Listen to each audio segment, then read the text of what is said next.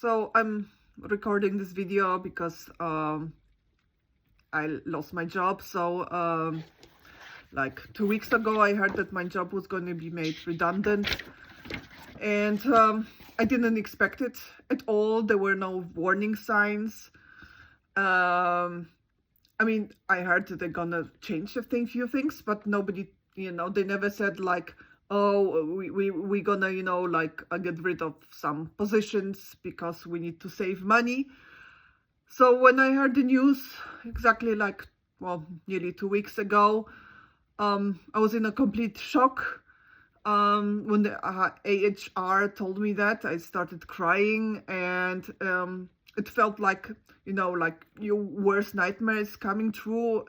Yeah, especially because, the job was really good. It let me combine, working and raising two kids on my own very well. It felt like someone punched me in the stomach. I completely lost my appetite for 3 days. And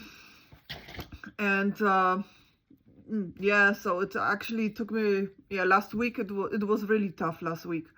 This week it's a bit better. I started looking for a new job, started looking at LinkedIn and the positions there. Also talked to some recruiters, so that gives me hope, and I do feel better. But it actually still feels like this, like you're in this kind of nightmare, and you cannot wake up from it. So it was just a shock. I was like working there for 10 years, and I really didn't see it coming. I knew they were gonna change things, but I really did not see it coming. So yeah, it's a different now. I feel like it's something is ending, new beginning. And before this happened, I did have a feeling that this was gonna be a really challenging year. The 2025, it won't be an easy year. That was my feeling already at the end of 2024, even before Trump was made president, which, well, actually I don't live in America, so that does not really affect me that directly, but still his economics do affect the whole world, especially with what he's doing with the tariffs and layoffs in America. It does impact other world economies. So the good thing with where I live now, at least, in Europe, you do get like your, if you lose your job, you do get unemployment money. It's like 60% of your salary. So it's not as good as it was, but it does help to pay the bills. But being a single mom, it's not that easy to find a job that will actually also, fit the kids' schedule.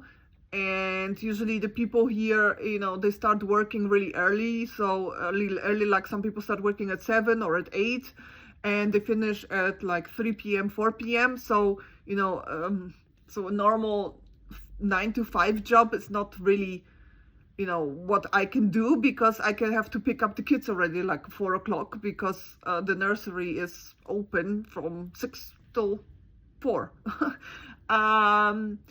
So yeah, so there'll be a lot of negotiating going on if I get an offer for another job. Let's see how flexible they are. I really hope they are flexible.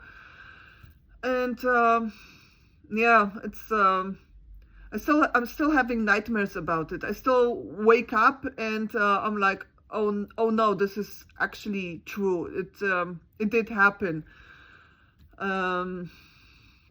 Yeah, and yeah, I'm sure I know I'm not the only one who's affected by layoffs.